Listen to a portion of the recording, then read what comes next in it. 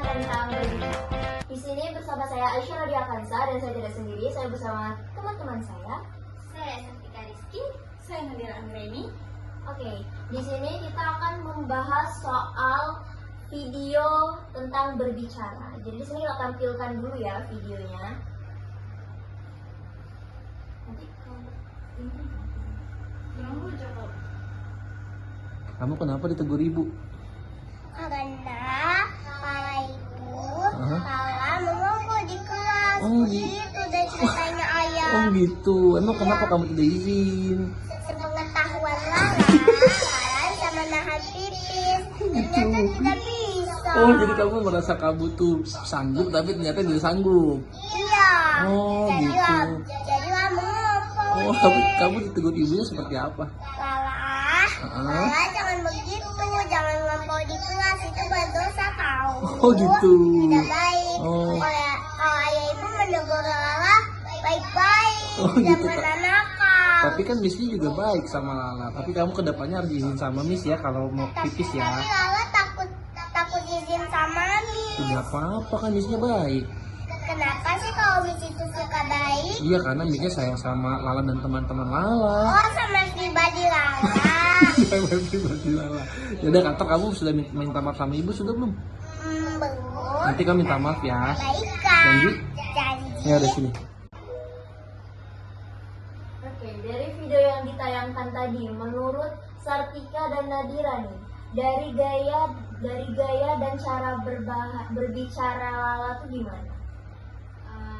Dari video yang ditampilkan, bahwasannya dapat saya simpulkan bahwasannya Lala benar-benar lihai dalam berbicara. Apalagi dia berbicara dengan ayahnya dalam menggunakan bahasa yang baku. Nah, menurut saya nih, saya ingin menjelaskan bagaimana di usia Lala yang saat ini tergolong masih kanak-kanak, di usia berbicara bahasa baku itu bagus. Namun untuk di kehidupan sehari-harinya ada orang tua yang tidak pernah mengajarkan anak berbahasa baku. Nah, berarti orang tuanya bagus gitu loh, mengajarkan anaknya sejak dini berbicara bahasa baku. Menurut kalian bagus lah ya, udah bisa diterapin untuk anak seusia Lala ya. Nah terus ini juga lagi nih bertanya. Jadi menurut kalian juga apakah cocok anak seusia Lala itu belajar soal berbicara bahasa baku? Menurut kalian cocok nggak? Nah, menurut saya sendiri bagus ya, karena seusia Lala itu jarang anak yang berbicara dengan bahasa yang baku dan jelas. Nah, anak-anak sekarang tuh di sekitaran saya tuh sering saya lihat bahwasannya menggunakan bahasa asal aja, seperti misalnya kau nggak boleh loh kayak gini. Nah, kalau Lala itu menggunakan bahasa kamu tidak boleh loh seperti ini. Nah, maka untuk di usia Lala menggunakan bahasa yang baku itu termasuk suatu hal yang harus dikembangkan gitu untuk di usia dia kayak gitu. Tapi kalau misalnya seusia Lala belajar bahasa baku, setidaknya dia seharusnya berbicara bahasa baku itu sama orang yang urgen aja. Tapi kalau sama kawannya kan kadang-kadang kawannya agak susah nih memahami bahasa baku, karena itu apa ya, jadi kayak mereka tuh agak asing dengan bahasa itu. Nah, kalau untuk di usia setara sama Lala ya, untuk kawan-kawannya mungkin ada anak yang emang susah memahami karena di rumahnya mungkin orang tuanya menggunakan bahasa yang tidak baku. Nah, kalau sedangkan Lala kan karena emang udah di rumahnya itu menggunakan bahasa yang baku, maka dari itu dia paham dengan apa yang disampaikan oleh orang tuanya. Ada orang tuanya juga menggunakan bahasa yang baku. Nah, jadi kalaupun ada anak yang tidak paham akan bahasa Lala, itu bukan seharusnya kita salahkan Lala atau orang tuanya. Yang bukan juga kita salahkan dari orang tua si anak yang tidak memahami itu. Nah, maka dari itu kalaupun ada anak yang tidak memahami bahasa Lala, setidaknya dia memahami sedikit bahasa atau notasi berbicara Lala yang disampaikan Lala kepada temannya. Oke. Selanjutnya ini kan berbicara bahasa yang baik di Lala ini kan dia berbicara bahasa baku, terus juga dia nggak pakai ae gitu-gitu kan. Nah sebenarnya kok ciri-ciri berbicara yang baik itu kan baru 2 tuh dapat dari Lala. Menurut kalian ada lagi nggak ciri-ciri berbicara yang baik?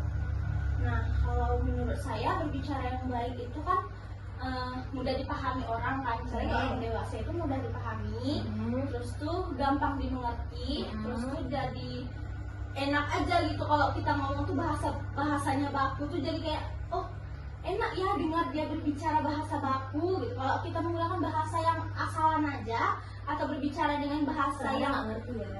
kadang dia ada yang nggak ngerti kan, kayak "Ih, ini bahas kalau dia misalnya kayak si Lala menggunakan bahasa yang baku sehari-hari, tiba-tiba dengar orang yang menggunakan bahasa yang tidak baku, dia pasti itu apa ya yang dibilangnya, aku nggak ngerti. Nah jadi ada bagusnya sebaiknya anak di usia itu diajarin ngomong bahasa baku sih. Oke. Untuk Sartika ada yang mau ditambahin? Kalau menurut saya sih untuk itu saya lebih suka dengan cara berintonasi ya, karena di kalangan saya kalau berbicara itu lebih berintonasi daripada berbahasa. Berarti untuk di usia Lala untuk intonasi berbicara yang seperti itu tidak terlalu tinggi dan tidak terlalu rendah di kalangan anak-anaknya itu sudah bagus sih. Berarti didikan orang tuanya termasuk suatu hal yang bagus karena sejak dini anaknya sudah diajarkan berbicara yang nadanya rendah, dan jadi dia tahu membedakan antara aku harus ngomong sama orang tua nadanya harus segini, bahasanya harus segini, sama sesama temanku harus segini dengan segini gitu. Oke, jadi dari yang Nadira dan juga Sartika jelaskan tentang video yang ditampilkan tadi, menurut mereka itu bicara yang Lala lakukan tuh bagus ya, habis itu juga bahasanya baku dan mudah dipahami, lalu juga cocok buat mau berbicara sama anak-anak maupun dewasa karena bisa paham, jadi bicaranya tuh nggak aduh ini apa ya bahasa apa nggak gitu. Terus juga jadi ciri-cirinya juga tadi intonasinya juga ya, terus habis itu juga didikan dari orang tuanya Lala berarti udah bagus ya untuk usia Lala yang masih dini ya.